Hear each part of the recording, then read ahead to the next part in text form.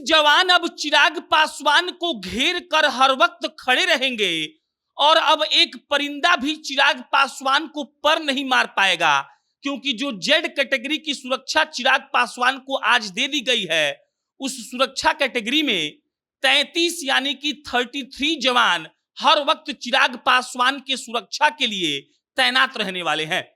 जो चिराग पासवान है, उनका राजनीतिक कद देखिए दिन प्रतिदिन कितना बढ़ रहा है।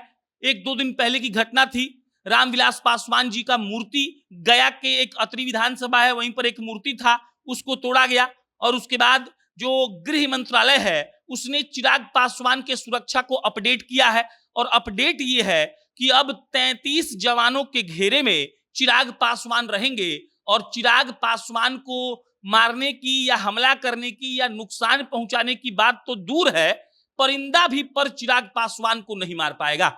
लेकिन यह सुरक्षा भर की कहानी सिर्फ 33 जवानों से संबंधित नहीं है। चिराग पासवान का राजनीतिक कद कितना इन दिनों बढ़ गया है, यह हम लोगों को समझना होगा। साथ में यह भी समझना होगा कि जब 2025 में बिहार विधानसभा का चुनाव होने वाला है और चिराग पासवान इकलौते नेता हैं जो बिहार में एनडीए को एकदम से समर्थन देते आए हैं, नरेंद्र मोदी और भाजपा का साथ कभी नहीं छोड़ते हैं और चिराग पासवान का जो अपना छवि है वो भी बीते 6-7-8 महीनों में खूब सुधरा है। आपको चिराग पासवान का वो डॉक्यूमेंट तो याद होगा, बिहार फर्स्ट और बिहारी फर्स्ट का।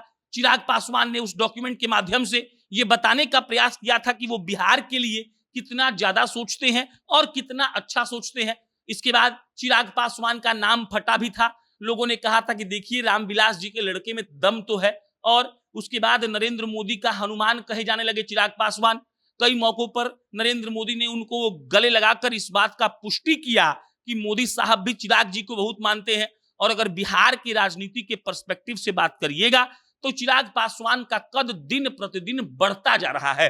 देखिए, जब भी किसी राजनेता का सुरक्षा अपडेट होता है या सुरक्षा नए सिरे से मिलता है तो इस बात को समझने में बिल्कुल भी देर नहीं लगती है कि जो सरकार है वो उस नेता पर मेहरबान है, या फिर आप ये भी कह सकते हैं कि जो सरकार है वो उस नेता के अहमियत को समझ रही है। और चिराग पासवान की अहमियत अब इस सरकार में यानी कि केंद्र की सरकार में बहुत बढ़ती जा रही है। मंत्री तो है ही, हम सब लोग जानते हैं, फिलहाल फ्रांस में गए हुए हैं मीटिंग के लिए और चिराग पासवान के लिए आज ही खबर आया कि अब 33 जवान उनके सुरक्षा घेरे में खड़े रहेंगे। अलग अलग जवान रहते हैं इसमें। जेड कैटेगरी की सुरक्षा होती है जो सबसे ताकतवर होती है, इसके बाद जेड प्लस आता है सीधा सीधा।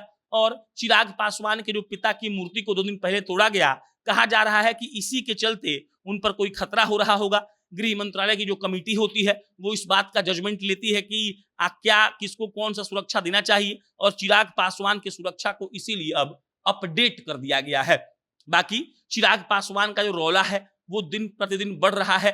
अगर तेजस्वी यादव को कोई युवा चेहरा सामने से चैलेंज करता है तो वो चिराग पासवान ही है। बाकी उनके तरह बोलने वाले भी कोई नहीं है, उनके तरह तेजस्वी यादव को चैलेंज करने वाले भी कोई नहीं है। चिराग का अपना एक स्टाइल है, अपना एक तरीका है।